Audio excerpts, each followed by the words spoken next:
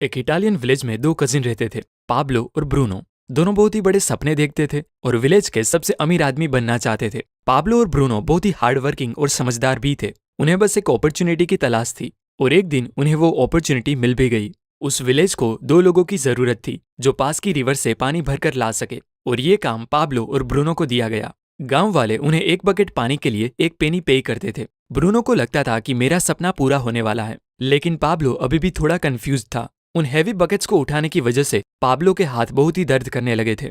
इसीलिए पाब्लो पानी भरने के अलग अलग तरीके सोचने लगा और उसे एक बहुत ही अच्छा आइडिया आया और उसने ब्रूनो से कहा, भाई मेरे पास एक आइडिया है। ये हर रोज बकेट उठाने से अच्छा है हम रिवर से अपने गांव तक एक पाइपलाइन डाल दे, जिससे ये बकेट भरने की झंझट ही ना रहे। लेकिन ब्रूनो को इस आइडिया में कोई भी दिलचस्पी नहीं थी, क्योंकि उसे काम के इंस्टेंट पैसे जो मिलने लगे थे। इसीलिए उसने पाब्लो को इग्नोर किया और ज्यादा पैसे कमाने के लिए वो ज्यादा बकेट भरने लगा। लेकिन पाब्लो ने अपने प्लान पर धीरे धीरे वर्क करना स्टार्ट कर दिया। वो आधे दिन बकेट्स भरता और बाकी के टाइम पर पाइपलाइन बनाने का काम करता। उसे पता था कि ये काम बहुत ही मुश्किल होगा और ऐसा करने से उसकी इनकम भी कुछ टाइम के लिए बहुत कम हो जाएगी। वो ये भी जानता था कि पाइपलाइन बनाने में कम से कम 1-2 साल लग सकते हैं, लेकिन उसे अपने आइडिया पर पूरा भरोसा था। इसीलिए उसने पाइपलाइन के लिए काम करना जारी रखा। कुछ महीने बाद ब्रूनो और गांव वालों ने उस पर हंसना शुरू किया, क्योंकि 1-2 महीने में कुछ खास काम हुआ नहीं था। इसीलिए गांव वाले उसे पाब्लो दी पाइपलाइन मैन कहकर उसका मजाक उड़ाते थे।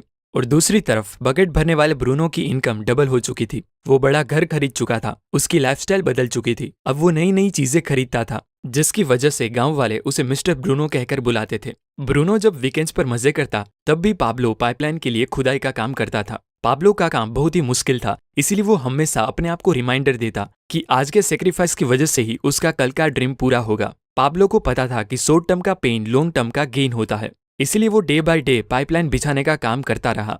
कुछ महीनों बाद पाब्लो की आधी पाइपलाइन बन चुकी थी, जिसकी वजह से उसे पानी भरने के लिए अब बस आधे रास्ते तक ही आना पड़ता था। इससे उसका काफी टाइम बचने लगा और वो पाइपलाइन बनाने को ज्यादा टाइम देने लगा। कुछ महीनों बाद ब्रूनो ने रियलाइज किया कि रोजाना इतनी बड़ी बकेट उठाने से उसका शरीर अब पूरी तरह से थक चुका था। अब वो पहले जितना पानी नहीं ला सकता था, जिसकी वजह से वो बहुत परेशान रहने लगा और लोग उसे ब्रूनो द बकेटमैन कहकर बुलाने लगे। और इस तरफ महीने गुजरते गए, पर पाब्लो ने अपनी पाइपलाइन पर काम जारी रखा और देखते ही देखते कुछ ही साल में पाब्लो ने पाइपलाइन कंप्लीट कर ली। अब वो बकेट उठाने की जगह पाइपलाइन से गांव वालों को 24/7 फ्रेश पानी देता था, जिससे पाब्लो पहले से बहुत ज्यादा कमाने लगा था। अब सिचुएशन ऐसी हो गई थी कि अगर पाब्लो काम नहीं भी करता, यानी अगर वो सो रहा हो, पार्टी कर रहा हो या कहीं घूम फिर रहा हो, तब भी वो कमाता था। दूसरी तरफ पाब्लो की पाइपलाइन की वजह से ब्रूनो द बकेटमैन बेरोजगार हो चुका था, क्योंकि गांव वालों को जब चाहे तब और जितना चाहे उतना पानी पाब्लो की पाइपलाइन से मिल जाता था। अब जरा रुकिए और सोचिए कि आप एक बकेट कैरियर है या एक पाइपलाइन बिल्डर।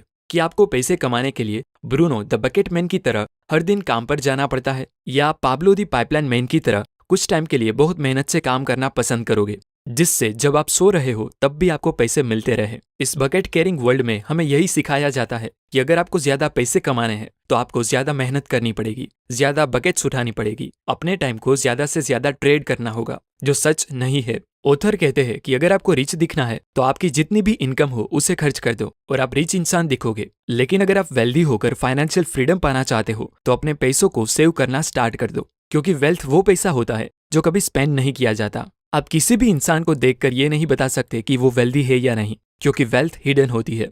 हेल्थ और वेल्थ दुनिया की दो ऐसी चीज है जिसमें आपकी दिलचस्पी हो या ना हो, वो आपकी लाइफ को इम्पैक्ट करते ही है। हेल्थ की बात करें तो आज मॉडर्न साइंस ने बहुत तरक्की की है। हमारे पास कई बीमारियों का इलाज है। साइंटिफिक स्टडीज से पता चलने लगा है कि ह्यूमन बॉडी वर्क कैसे करती है, ह्यूमन बॉडी के लिए क्या सही है क्या गलत। हेल्थ प्रॉब्लम्स के लिए हमारे पास डॉक्टर्स है, लेकिन वेल्थ प्रॉब्लम को लेकर किसकी एडवाइस लेनी चाहिए वो हमें नहीं पता। लोग ये भी नहीं जानते कि पैसा काम कैसे करता है। लोग आज भी इन्वेस्टिंग से डरते हैं और आज भी फाइनेंशियल लिटरेसी ना होने की वजह से लोग कर्जे में फंसते जाते हैं। आज के टाइम में नॉर्थ अमेरिकन्स बाकी सभी कंट्रीज के कंपैरिजन में सबसे ज्यादा काम करते हैं, इवन जापानीज लोगों से भी ज्यादा, लेकिन फिर भी उनका consumer debt all time high है। वहां ज्यादा पैसे कमाने के लिए लोग 2-2, 3-3 एक्स्ट्रा जॉब करते हैं। बट ऐसा क्यों? जब एक बकेटमैन बनना इतना ही खराब है, तब भी क्यों ज्यादातर लोग इसी लाइफस्टाइल को फॉलो करते हैं? वेल, उसका आंसर हमारी अपब्रिंगिंग में है, क्योंकि सोसाइटी, टीचर या पूरा एजुकेशन सिस्टम हमें सिर्फ यही सिखाता है कि आपको एक ब्रूनो द बकेटमैन कैसे बनना है, एक सिक्योर जॉब कैसे लगानी है, लेकिन कोई भी आपको पाब्लो दी पाइपलाइन मैन की तरह सोचना नहीं सिखाता। आप सोच रहे होगे जिनकी हाई पेइंग जॉब होती है वो तो बाकियों से खुश रहते होगे, बट ऑथर कहते हैं कि ये सिक्योर और ड्रीम जॉब सिर्फ एक इल्यूजन है। आपकी सैलरी चाहे कितनी भी ज्यादा क्यों ना हो, जब तक आपको पैसे कमाने के लिए अपना टाइम सेल करना पड़ेगा तब तक आप इस बकेट कैरिंग वर्ल्ड में ही फंसे रहोगे। डेरिल स्ट्रॉबेरी एक बहुत ही सक्सेसफुल बेसबॉल प्लेयर थे जो सिर्फ बेसबॉल खेलकर हर साल $5 मिलियन तक कमाते थे, और अलग अलग ब्रांड डील्स और पर्सनल ब्रांड से जनरेट होने वाली इनकम मिलाकर उन्होंने अपने 40th बर्थडे से पहले ही $100 मिलियन अर्न कर लिए थे। अब आप सोचेंगे कि इतने पैसे मिलने के बाद तो उन्हें कभी कोई फाइनेंशियल प्रॉब्लम नहीं आई होगी, लेकिन ऐसा नहीं था। स्ट्रॉबेरी को बेसबॉल से सस्पेंड करने के बाद उनके पास कोई इनकम सोर्स नहीं था, और कुछ टाइम बाद पता चला कि उनके पास अपनी वाइफ और 3 बच्चों को सपोर्ट करने तक की भी कोई सेविंग नहीं है। तो अब सवाल यह आता है कि उनके $100 मिलियन का हुआ क्या? उन्होंने वो खर्च कर दिए। महंगे घर, स्पोर्ट कार्स, लग्जरियस लाइफ और ड्रग्स अल्कोहल से उनकी सारी वेल्थ खत्म हो गई। वहीं दूसरी तरफ एक छोटे से टाउन में मार्गरेट और डोनेल नाम की एक स्कूल टीचर रहती थी जो पिछले 50 साल से एक ही स्कूल में पढ़ा रही थी, जहां उनकी सैलरी बस कुछ $100 से थी। लेकिन जब 100 साल की एज पे उनकी डेथ हुई तो पता चला कि उनकी नेटवर्थ ऑलमोस्ट $2 मिलियन थी। अब आप सोच रहे होगे ऐसा कैसे पॉसिबल हो सकता है?